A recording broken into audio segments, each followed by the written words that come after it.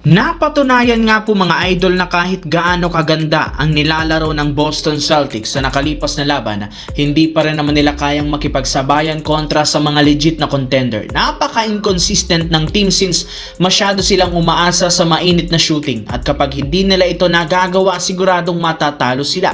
Sa madaling salita, kailangan pa rin talaga nila ang presensya ng superstar na si Jason Tatum na bagamat seryosong makakapaglaro at makabalik pa rin sa lineup ngayong season, posible para naman yang mangyari sa darating pa na playoffs. Yes mga idol, kahit gaano kadesidido ni Tatum na makabalik, ay isa pa rin naman seryosong injury ang Achilles tear na posibleng makasira ng husto sa kanyang karir. Kaya kailangan talaga niyang makarecover ng mas maayos bago siya tuluyang maglaro. At para mangyari yan, dapat ngang makapasok ang Boston sa playoffs ng Eastern Conference. As of now, mukhang kaya pa rin naman itong gawin lalo pat nakaakyat sila sa ikatlong pwesto ng Eastern Conference na merong record na 15 wins, 10 losses. Samantala, dito naman tayo.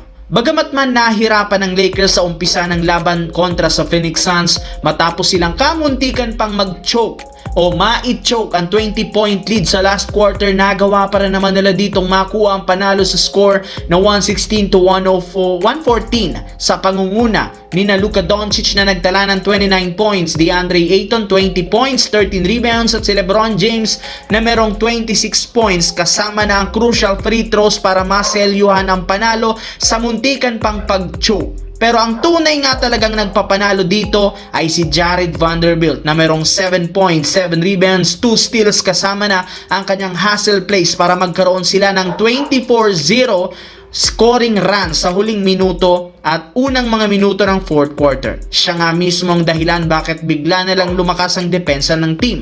Kaya isang malaking sinyalis ito na kailangan talaga ng Lakers na bigyan si Vanderbilt ng mas mahabang playing time sa mga susunod na laro, lalo pat napakalaki ng impact nito sa rebounding at depensa. Sa kabilang banda, nakaset na ang NBA Cup Finals sa pagitan ng New York Knicks at San Antonio Spurs na gaganapin sa Las Vegas sa December 17. Pero hindi kagaya sa nakalipas na laban, this time non-bearing ang magiging laban o syempre ang kanilang win-loss record ay walang apektado. Meaning manalo matalo, hindi maaapektuhan ng lahat. Papremyo at tropeyo ang kanilang makukuha ng winning team.